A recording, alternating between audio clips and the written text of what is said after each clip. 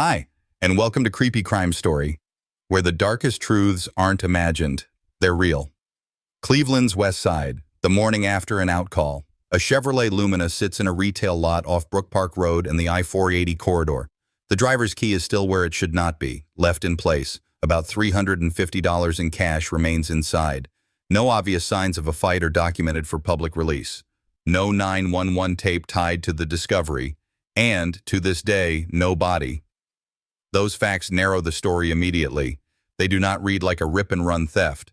They point to planning, to relocation, to a decision made somewhere else and finished here. The person at the center is Kathy Parisi, 25, mother of two. In 1997, she took escort appointments to cover expenses, common in the era, and risky for reasons that had nothing to do with judgment and everything to do with logistics. Pagers, payphones, short retention security video, limited caller authentication. Her last verified contact is simple and specific. A check-in call after arriving at an address in Parma. She reported no one opened the door. After that, silence. Within hours, the Lumina appears in this lot, intact, ordinary, almost pointedly unremarkable. For investigators, the car is a controlled starting line. Keys left behind reduce the probability of a forced ignition or a quick profit auto theft.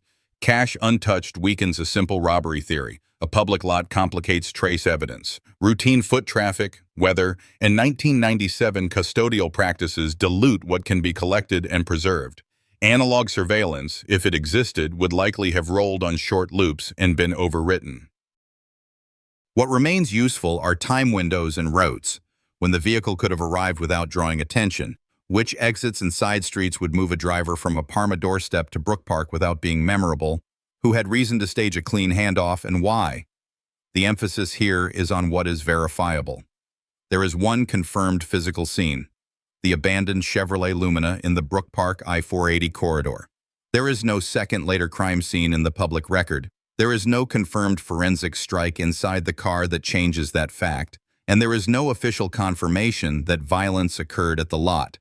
The data aligned too cleanly. Sometimes that was the problem. When a car looks untouched, it may be because the critical activity happened out of frame, before the drop, not during it. So the practical questions begin to stack, not as theories but as work orders. Identify the exact appointment path to the Parma address. Reconstruct call routing methods used by services in mid-1997. Confirm whether a payphone or intermediary number was part of the chain. Map plausible travel time between the address and this parking area using the road network as it existed then. Check any retained tow records, security logs, or merchant incident books from the strip. Cross-reference any similar vehicle placements in the West Side retail zone during the same quarter. In cases like this, small administrative artifacts often do more than memories. For the families who wait, these facts sound cold. They are meant to be. Cold is how you keep a case honest. Respect begins with accuracy. Kathy is still missing. The car is real. The cash and keys are real. The absence of a struggle at the lot is real. Anything beyond that has to be earned by evidence. Kathy Parisi did not live at the edges of rumor. She lived on a tight budget and a tighter schedule.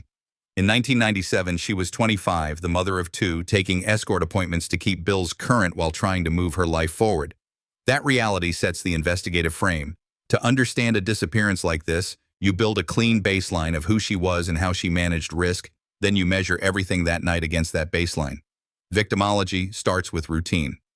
Investigators reconstruct daily patterns, childcare handoffs, class times, the windows she accepted calls, the radius she was willing to travel, the services she used to screen clients. In the late 90s, those systems were analog heavy, pagers, call centers, and short retention paper logs. On-arrival callbacks were a standard control. When she reached a destination, she was expected to check in. That detail matters here because it places her at a Parma address and confirms she followed protocol. She reported that no one opened the door. After that, contact ended. For an investigator, that final on-arrival call is both the last confirmed point on the map and the last confirmed indication that she was still managing her own safety plan. The risk profile isn't hypothetical. Months before she vanished, she had reported a violent attack by a different client in a separate incident, something that was handled in its own lane. That history doesn't prove what happened later, but it explains why safety steps were not optional. Escort work in that era exposed women to screening gaps, false names, payphones, and addresses that led to locked or vacant units. In cities like Cleveland, crimes don't just hit families, they stress test the systems around them. Housing managers, security contractors, the small businesses along a corridor that remember faces but rarely keep long memory in their logs. Pattern of life baselining gives you the first forensic discovery of this chapter. Kathy complied with the safety culture available to her. She took a booked call, traveled to the address, and executed the check-in step that confirmed arrival. Nothing in her routine suggests a sudden break in judgment. The disruption appears to start after the door that never opened, not before. That directs attention away from impulsive choices and toward the planning of whoever engineered the interaction. From there, the work turns technical. A victimology file aggregates contact numbers associated with the booking pipeline, even if those numbers were one-use or tied to payphones. If available, the agency's intake sheet can show time of call, callback times, and any notes about voice, special requests, or payment terms. Open-source case profiles have referenced a payphone linked to a donut shop in the wider narrative around this disappearance, a reminder that coin phones were common chain points and that records from them, if preserved at all, were sparse. You still ask the same questions. Which payphones within reasonable distance could place an initial call? Which ones had line issues that month, and who remembers unusual traffic at or near those booths? Mapping routine also means mapping corridors. If she generally accepted work within a certain radius, certain streets recur. Major arterials into Parma, routes that avoid law enforcement attention, and parking areas a driver would consider neutral. Those aren't theories, they are constraints. When the only confirmed physical scene is a vehicle left tidy in a busy lot, the person who staged it understood those constraints too. The data aligned too cleanly. Sometimes that was the problem. There is a human side to this step, and it deserves mention without sentimentality. Families can carry anger when discussions turn clinical, but clinical is what keeps facts straight. Respect here means placing Kathy's decisions in context. She was doing what many did in that year, in that economy, with the tools available.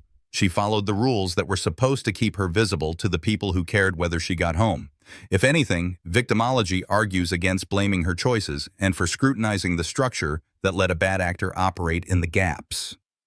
For the audience who tracks true crime because it matters where we fail and where we learn, this is the value of a disciplined profile. It narrows speculation and clarifies tasking. If a viewer worked in Parma in 1997 remembers a particular payphone that stayed busy after dark or kept a ledger from a call center job, even small details can move a cold file. In towns like this, crimes don't just wound families, they pull threads in the local fabric. When those threads get cataloged, patterns surface. The clock matters here. An assignment is booked, the drive is made, and a single on-arrival call confirms presence at a Parma address. From that point forward, investigators rebuild the night in measurable blocks. When the call was logged, how long a wait at the door would normally run, and how quickly a vehicle could be repositioned to a retail lot along the Brookpark I-480 corridor without drawing notice. The aim is tight. Isolate the window in which control shifted away from Kathy Parisi. Casework begins with the paper and voice trail. Call center intake sheets, message slips, and shift logs tell you who answered, the timestamp attached to the booking, and the recorded check-in from the destination. That check-in is the last verified contact and the anchor point for every minute that follows. The next known data point is the Lumina parked in the retail lot the following morning. Without assuming activity at the car, investigators bracket the hours between those 2 points and press for anything that can compress the gap. Traffic enforcement pulls from that night, tow company notes, security rounds, and the opening routines of businesses facing the lot. Route mapping adds structure.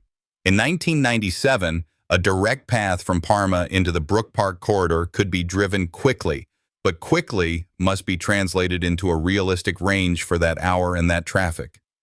You run the route as it existed then, primary arterials, side streets that avoid attention, and the most likely approach lanes to the lot.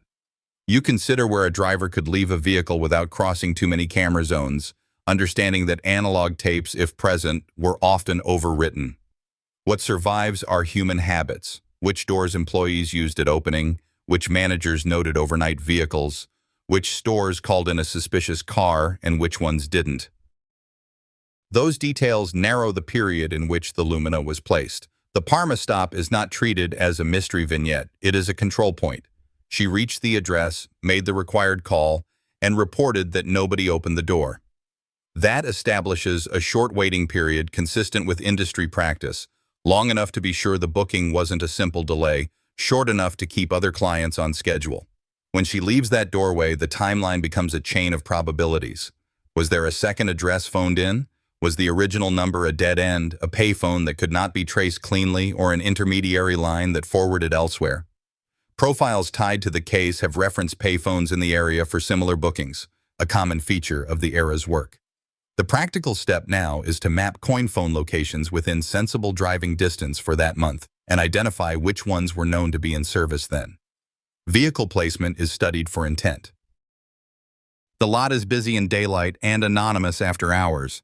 Leaving a car there doesn't demand specialized knowledge, it demands confidence that it won't be challenged until morning. That confidence suggests familiarity with the rhythm of that property. When security loops were light, which storefronts closed earliest, which lights stayed on. Investigators look for patterns in prior calls for service in the corridor, abandoned vehicles, suspicious activity, or repeat overnight parking that might indicate someone practiced a routine before the night in question. This is not guesswork. It's pattern analysis applied to a thin record. The hour-by-hour reconstruction also relies on elimination. If the Lumina could not have reached the lot before a certain time because of business traffic or police activity on a feeder road, that time is cut. If employees from adjacent stores consistently report a clear view of a row of spaces during closing and the car was not there, you move the placement later. If opening crews note the vehicle at first light, you bound the other end. Even without definitive video, overlapping human observations tighten the window. Every reduction has value, because the smaller the window, the smaller the universe of viable movements. The human dimension matters because it provides memory anchors. People remember what interrupts routine: a car parked crooked under a flickering pole light, an unfamiliar sedan holding a space nearest a cart corral, a driver who seems to circle without parking. Community memory isn't soft data when it aligns across independent witnesses. It becomes a directional tool. In towns like these, crimes pull at the local fabric. When you collect the threads, they sort into usable lines. At this stage, nothing in the timeline shows a break in judgment by the victim. The last confirmed action follows protocol. The change occurs after the unanswered door. That pushes the emphasis toward whoever controlled the next move, the redirect, the transportation, and the drop. The restraint here is intentional. The reconstruction does not name a culprit. It tests the route, the call path, and the placement window until what's left is small enough to support a charge when paired with other evidence in later chapters. The car was processed because it had to be, not because anyone believed the lot held the whole story. In 1997, a vehicle exam on Cleveland's west side followed a predictable order. Exterior first, then interior, then compartments and undercarriage, each pass documented before the next. Technicians photographed condition and placement, dusted priority surfaces for latent prints, and vacuumed discrete zones for fibers and hair. Anything removable, floor mats, ashtray contents, seat track debris, went into separate bags with their own seals and labels. Chain of custody started at the scene and did not end until evidence was either released, consumed in testing, or retained. Latent prints were a central target, but the tools had limits. Ninhydrin workups on porous materials and powder on non-porous surfaces could raise ridge detail. The question was whether prints were clear, distorted, or layered by frequent use. Local comparisons were possible. State-level indexing existed. Automatic fingerprint identification systems were expanding, but matches still depended on quality and what was already in the databases. A partial on a high-touch area could be unhelpful for decades until a later arrest elsewhere generated a comparable print. That is the practical meaning of a cold case. Not just time passing, but systems catching up. DNA in a vehicle exam in 1997 was feasible, but narrow. Labs prioritize biological stains visible to the eye or raised by screening tests. Low-template touch DNA, as it's done today, was not routine. Airbag covers, steering components, and gear selectors weren't swabbed by default unless context demanded it. Mixed profiles were hard to interpret. And even when a profile existed, national indexing was young. Many jurisdictions were building their participation. That is why a careful vacuuming and strict packaging protocol mattered. If the science improved, the sample had to survive long enough to be re-examined. Trace collection was straightforward and often decisive when paired with other facts. Fibers from seat fabric, carpet blends, headliner material, and stray transfer from clothing were taped or lifted and preserved. The question for a prosecutor isn't, do we have fibers? It's, do we have comparative sources? If a suspect environment is never located or never lawfully searched, trace sits in storage with nothing to answer. When cases move decades later, it's often because a new environment or a new person finally gives the stored trace something to compare against. Electronics offered little help in that era. There were no automated license plate readers, no routine telematics, and no standardized event data recorders for ordinary sedans. If a radio faceplate had detachable security features or a shop had recently serviced the vehicle, that produced names and dates. Otherwise, the car was mute. Security cameras around retail corridors existed, but footage lived on short analog loops and relied on a manager making a timely copy. If no one requested it within days, it was often gone. That is a reality of 1997, not a failure of effort. Underbody and wheel well checks answered different questions. Fresh mud, plant matter, rock dust, and road paint can speak to where a car went, but only if someone recognizes the signature. For example, a construction zone using a particular mix or a landscaping area with distinctive seed pods. Without a suspect location to test against, those samples stay descriptive, not comparative. The same is true for petroleum residues. Parking lots share enough contaminants that only unusual findings stand out. Every collection step generated paperwork. That paper trail, scene logs, evidence receipts, technician notes, becomes its own kind of evidence decades later. When a file is reassigned, supervisors need to know what existed, what was tested, what remains. If the record shows swabs preserved in cold storage or a vacuum bag logged as unopened, a new round of lab work is justified under modern protocols. That is how cold cases move without new scenes. The old boxes get a second pass under better science. The most important constraint is conceptual. A cleanly presented vehicle in a public lot is a transportation question, not a homicide scene. The processing is still meticulous, but the investigative weight shifts to timing, routing, and who had access to the keys before placement. Without overstating, that is where the exam points, away from the lot toward the interval when control changed hands. There is also a community component. Retail corridors run on predictable patterns, opening managers, maintenance crews, night deliveries. People notice vehicles that sit where they shouldn't and can tell you whether a space was clear at closing. Those statements, taken close to the event, are the stand-ins for the missing video. If you worked there in 1997 and remember an overnight car that didn't fit the usual rhythm, your memory can refine a placement window even now. In towns like this, crimes tug at local routines. Organized recollection is part of the casework, not an afterthought. What this exam does not do is invent results. There is no public record of a body recovered, no second scene linked to the vehicle. The analysis stays within the lines. A standard 1997 workflow, the limits of the day, and the opportunities created when evidence is preserved for future testing.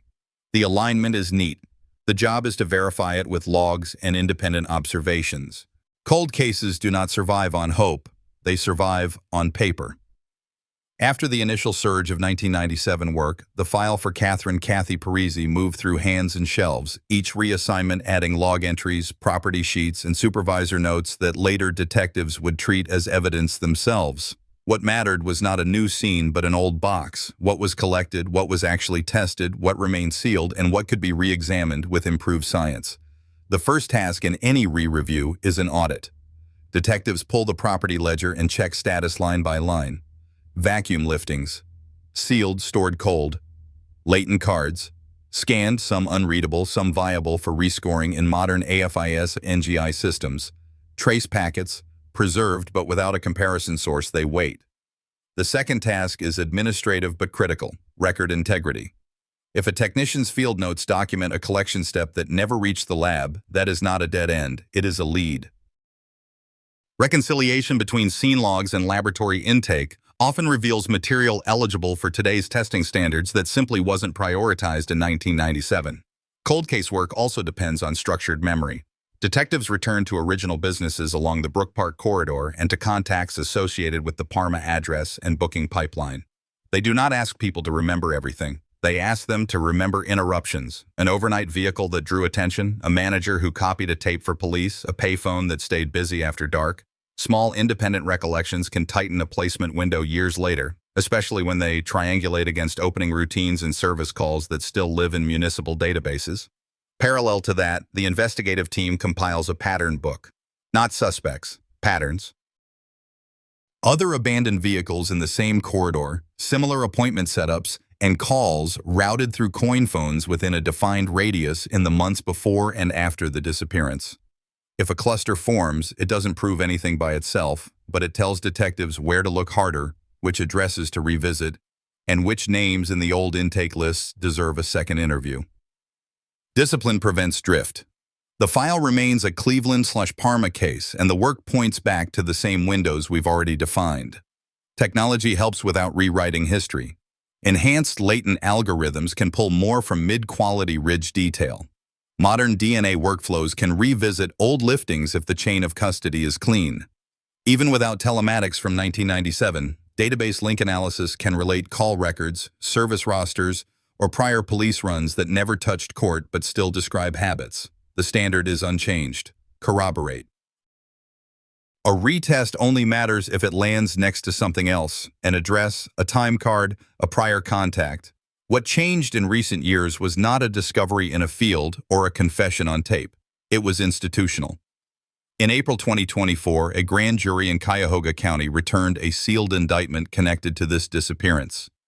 Sealing a case like this is procedural, not theatrical.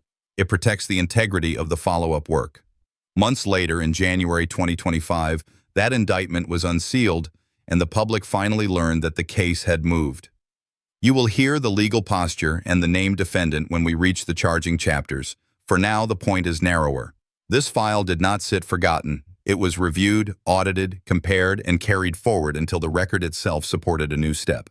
Cold case teams see families on the worst days and on ordinary days that suddenly become worse. The most respectful thing an investigator can do for a family is to stay exact. Keep the case in its lane, document the next step, and push the file when the evidence, not the emotion, says it's time. That is how this case crossed from storage to a grand jury room. The turn came on paper, not at a new scene.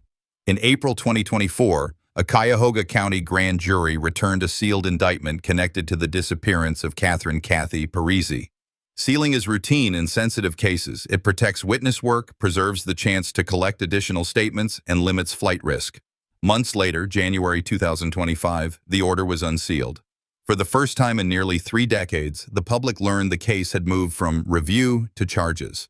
The indictment named Michael J. Bukowski, then 50, and set out a group of counts that different outlets summarized with different emphasis: murder, or, in the alternative, involuntary manslaughter, abduction, tampering with evidence, and gross abuse of a corpse. Variations in headlines reflect how Ohio charging language is pled. Multiple counts can describe one alleged course of conduct, and prosecutors charge layered offenses to preserve options at trial. What matters here is narrow. The state alleges Kathy's death occurred in connection with a violent offense, that evidence was altered or concealed, and that her remains were mistreated. The defendant is presumed innocent. The burden is entirely on the state. Arrest followed the unsealing. Bukowski appeared for arraignment and entered a plea of not guilty. Bond was set by the court. Media reports indicated he later posted bond under standard conditions: no contact with involved parties, geographic restrictions, and monitoring requirements. None of that declares an outcome. Bond decisions are procedural and hinge on risk, not on a preview of the verdict. The case then moved to pretrial scheduling, discovery orders, and motion practice, where admissibility questions, what jurors will and won't hear, are argued in writing and in court. Law enforcement used the announcement to ask for additional information tied to the relevant time frame and locations. That request is significant. It signals that investigators were not closing the book on the 1997 window. They were testing it. The ask focused on people who might recall contact points in Parma and Cleveland during mid-1997, addresses used for bookings, payphone routines, rides offered, or observations around retail lots that match the placement pattern described earlier. In cold cases, progress often comes from small items: an address book, a calendar page, a ledger from a call center, matched against records that have already been preserved. Why now, after so many years? The answer is not a single test result. Grand jury proceedings are secret by law. The clearer explanation is institutional: preserved evidence that can be re-examined, a reconciled paper trail, witnesses re-interviewed with modern techniques, and a theory of the case strong enough to be presented to a panel of citizens.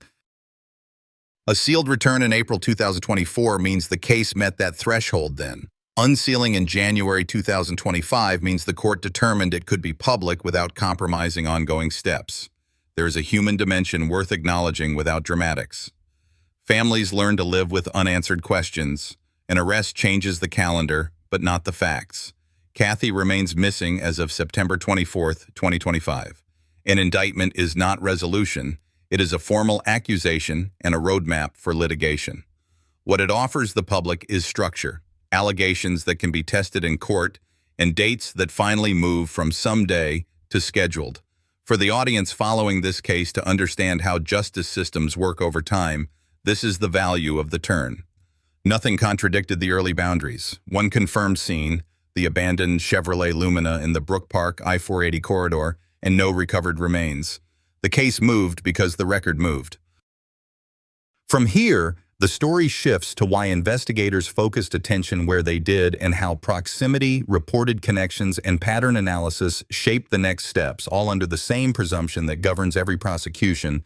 After the indictment went public in January 2025, investigators did not claim a solved case. They showed their work. Attention centered on Michael J. Bukowski because of factors that hold weight in cold case practice: where he lived in relation to the Brookpark I-480 corridor, reported contact linked to the kind of booking Kathy used, and an opportunity window that could align with the vehicle placement we already bracketed. None of that is a verdict. It is the starting point for proof.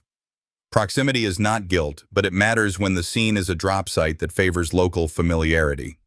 Reports place Bukowski living within the operating radius of the retail lot where the Lumina was found. A person who knows the corridor knows which rows go dark first, which stores are last to lock up, and when an overnight car is least likely to trigger a call. Investigators overlay that map with the compressed window established earlier. If the timing and the geography fit, the person moves from background to foreground. The next driver was potential contact. Public summaries and family statements have suggested he was believed to be a client at some point. The defendant has denied knowing Catherine Parisi. Disputed contact is common in cases without a body, and it generates concrete tasks rather than commentary. Pull whatever survives from the booking chain. Cross-check phone numbers, pager records, and address books from the service. Re-interview anyone who handled calls or drove in that lane in mid-1997. It also triggers a search for independent anchors, work schedules, utility starts, apartment applications, or vehicle service slips that can quietly place people in the right areas at the right times. Opportunity is tested against the window, not against a theory. If the Parma stop is the last verified point and the Lumina shows up in the corridor by morning, the question is who could execute a redirect and a clean drop without leaving noise. That is where routine can help or hurt a suspect. A person with a predictable job or distance commute might fall outside the window. A person with flexible hours or nearby access might fall inside it. The evaluation is mechanical, capacity, not character. Pattern checks round out the focus. Detectives build a small catalog of similar setups: appointments arranged through coin phones, redirects to empty units, abandoned vehicles in the same grid, and look for nodes that repeat. If the same name or number touches more than one item in the catalog, it does not establish a crime by itself, but it narrows the interview list and raises the value of any surviving trace. The data aligned neatly. The job is to confirm alignment with records and independent observations, not to accept it on appearance. Due process guards the line. Prosecutors will attempt to connect proximity, potential contact, and opportunity to the charged counts. The defense will contest each connector and limit what a jury can hear through motions on admissibility. That is how it should work. For the public, the practical takeaway is simpler. The case did not lurch from nowhere to an arrest. It moved along a path that can be explained in steps and tested in court. This is also the place to keep one promise we made on day one. The story stays in its lane. We have not invented a second scene or a recovered body. We have not expanded the geography beyond Parma and the Brookpark corridor. What has changed since 1997 is not the number of scenes, but the clarity of why this person drew scrutiny and how that scrutiny is supposed to be examined under oath. The case turned from storage to court filings. In April 2024, a Cuyahoga County grand jury returned a sealed indictment in Kathy Parisi's disappearance. It was unsealed in January 2025. The charging papers allege a fatal offense connected to violence, the removal or concealment of evidence, and the mistreatment of remains. Michael J. Bukowski, then 50, was arrested, arraigned, and entered a plea of not guilty. Bond and standard conditions followed. None of this settles the case. It sets the venue where proof must be tested. What a jury will hear is narrower than headlines. Prosecutors must connect opportunity, proximity, and any preserved evidence to the counts, witness by witness and exhibit by exhibit. The defense will challenge each link and contest admissibility. The law presumes innocence. The burden stays with the state. There is still no recovered body. There is still one confirmed physical scene, the Chevrolet Lumina left in a Brookpark I-480 lot after a Parma appointment where no one opened the door. Those anchors have held since 1997 and remain unchanged as of September 24, 2025. Cold case movement here came from discipline, not luck. Audits that found testable items, interviews that tightened a placement window, and a theory the grand jury was willing to hear. That matters beyond this file. Families live for years beside questions. A formal charge doesn't heal that, but it replaces rumor with a process that has rules. Justice is slow when a case depends on old paper and careful retesting. Slow is still forward. If you lived or worked in Parma or the Brookpark corridor in mid-1997 and kept ledgers, address books, or remember phone routines or overnight vehicle patterns, document them now and contact law enforcement. One verifiable detail, a number, a shift time, a unit that sat empty, can shrink a window that seemed fixed for decades. Kathy was 25 and raising 2 children. She followed the safety steps that existed then. The system around her was not built to preserve every trace, but enough survived to bring a case into a courtroom. That's where this story stands today. One woman still missing, one man charged in contesting the allegations, a community asked to remember clearly, and an investigation that will rise or fall on evidence, not on certainty borrowed from time. Looking back at Kathy Parisi's case, what stays with me is how fragile safety can be, and how justice can take decades to even begin. Her story is not just about loss. It's about resilience, persistence, and the courage of a community that refused to forget. It reminds us to look out for one another, to value every life, and to demand accountability no matter how much time has passed. What do you think justice looks like in a case like this? Share your thoughts in the comments. I'd love to hear where you're watching from. And if this story moved you, don't forget to subscribe to the channel so you won't miss the next case we cover together.